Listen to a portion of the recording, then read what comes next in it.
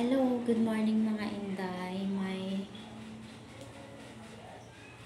nais ko po sa inyo i-share ngayong umaga. Ngayong umaga mga Inday. Kasi parang ewan ko ba mga Inday, parang hindi ko na talaga, minsan iniisip ko, napapagod na talaga ako sa trabaho ko kasi hindi lang kami nagpo-focus sa trabaho namin mga Inday. May mga bagay-bagay din kami na yung lady guard kasi palagi kaming may meeting, General Assembly meeting ng Robinson. Dapat kailangan namin na maka-attend. Hindi basta-basta na bawal kasi mga Inday na mag-absent.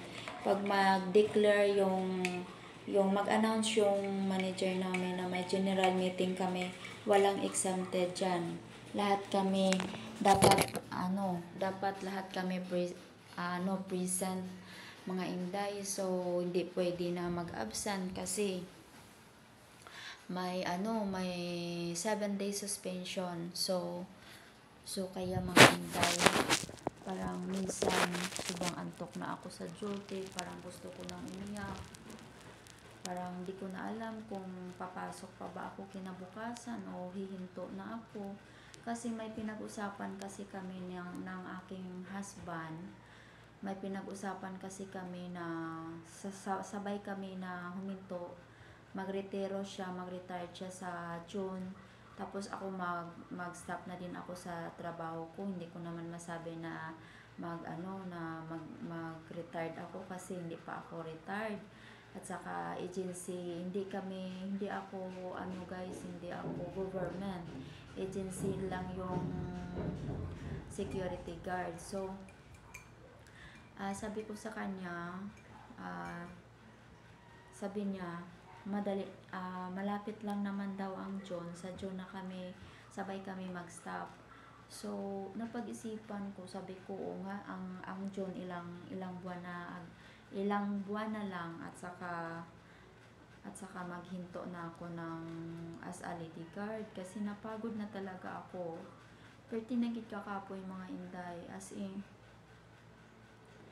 gina-explain ko man kay Mike nga ambal ko sa iya kapoy nagid ko katama tindog kay permi nagasakit akong tiil. So ambal sa akon, June is coming. So ginapinsar ko man, yes, June is coming, lapit na lang gid ang akon nga pagpahuway sa akon nga tindog kay kakapoy nagid sang sagay tindog. Kag hindi lang isa ang ginaproblema ko guys, ang hindi lang sili nga ang pagtindog ko lang ang ginapaminsar ko. Kung kisabala guys, hindi mo man arab lang gapaminsar ka nga gapray ka man tuod, pero arab lang hindi gina ma-avoid, hindi gid malikawan nga syempre ang kung closing ko akon nga out is 9:15 PM, alas 9 na sa gabi. So do kalinong na gid sa mga alagyan ko, ang mga tao tulog na, ang iban nga tao tulog na, sarado na ang mga gates, sarado na ang mga balay nila. So kag hindi ni siya uma-uma lang, kung sa umaya, kung alas 7 ang mga tao gapahimunong na sa ila balay. So area syudad ni guys, miski hasta mag-aga ang mga tao nga mga hindi ta gid na malikawan nga kung syudad ang mga tao yaga inom daw amo na bala something nagabarkada. So amo na akong ginapaminsar kisa nga nahadlok gid ko nga bako wala karon gabi naman. So ang akon nga from Robinson going to my apartment, medyo distance siya guys, medyo layo-layo siya gawa. Lakton ko pa siya 7 to 8 minutes. So tapos ang akon nga alagyan halin sa Robinson baka to diri, as in dulom-dulom gid guys, kadulom gid. Nahadlok ko pero no choice kay tungod amo ni siya ang sa akon obra. So wala gid ko gyapon may mo. Gina-explain ko man kay Mike nga bal ko nahadlok ko sa kada gabi magpuli ko. Inom tagili kape guys, kay paupo ko na lang sa kape ang akon nga kisama, kakapoy ko, makainom ko kape to gapasik akong lawas.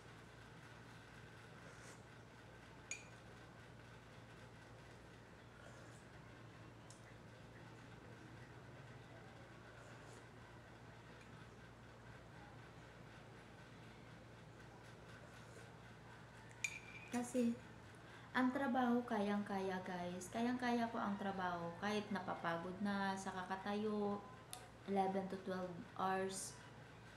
Kahit sobrang sabi nila, ano daw, mataas yung uric acid ko. Kaya dito ko kasi yung ano ko, yung paa ko guys, dito guys oh. Sobrang sakit talaga guys. Yung amon siya ang ginabatsyag ko. Parang nahirapan ako guys sa Tagalog, so magsasalita na lang ako sa ng aking language, Ilongga. Parang na ano, parang sabi ko ano ba to? Ang dami-dami ko nang nararamdaman sa katawan ko, pagod, pananakit ng aking buong katawan, most especially yung paa ko guys. Nahirapan ako tumayo kung minsan. Tapos ano, natatakot talaga ako guys pag sa gabi kasi gabi na wala nang ibang tao na lumalakad. Pag umuwi ako dito sa apartment guys, wala nang ibang tao na lumalakad. Tapos naalala ko yung tatlong lalaki na nadaanan ko sa may tindahan. Yung tindahan guys is close na, sarado na kasi 9 pasado na guys. So, nahirapan talaga ako guys. Nahirapan talaga ako na sabi ko ano ba to? Na natakot na ako kasi baka ano ang gagawin nila sa akin. Sabi ko, hala Lord, ikaw na bahala sa akin Lord, ikaw na bahala kasi may mga lalaki na dito ako guys lumalakad. Tapos yung tindahan dito lang sa gilid ko talaga guys. Tapos di ko napansin ko na may tatlong lalaki pala sa tindahan kasi hindi ko sila makita kasi madilim. May tumatawa, sabi ko hala Diyos ko Lord, baka ano gagawin nila sa akin, na ikaw na bahala sa akin. Kaya iniisip ko talaga, hala, kaya ko pa ba pumasok hanggang June pag ganito? Kasi okay lang sana kung wala akong mga lalaki na makita sa daan. Kasi pag may nakita talaga ako na umiinom sa daan guys, sobrang ano na talaga ako, takot na ako guys. Kasi sabi ko wala, ano ba to na kaya ko pa ba to pumasok hanggang June. Parang gusto ko na talaga sabihan ng husband ko na honey, stop na ako ng work ko, pero palagi ko siya binibero. Sabi ko sa kanya, honey, I'm afraid to walk for the dark into dark. Tama ba yun guys? Sabi ko sa kanya, natakot na ako maglakad sa madilim. Sabi niya, be careful. Yun yung advice sa akin. Be careful always.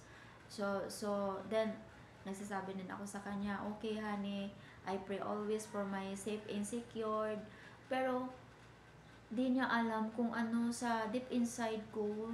Sobrang takot ko na talaga guys. Natatakot talaga ako guys. Pero, nahiya naman ako, napilitin siya na sige na honey Mike, mag-stop na ako sa work ko kasi as in sobrang takot na talaga ako. Wala na akong kasama sa gabi pag lumalakad ako. Kasi dati kasi guys, yung dinadaanan ko na sobrang dilim, may mga bahay dyan, may mga tindahan, so maraming ilaw. Sa ngayon kasi, pinaalis sila kasi hindi yan titulado guys. Tinanggal lahat ng mga bahay doon.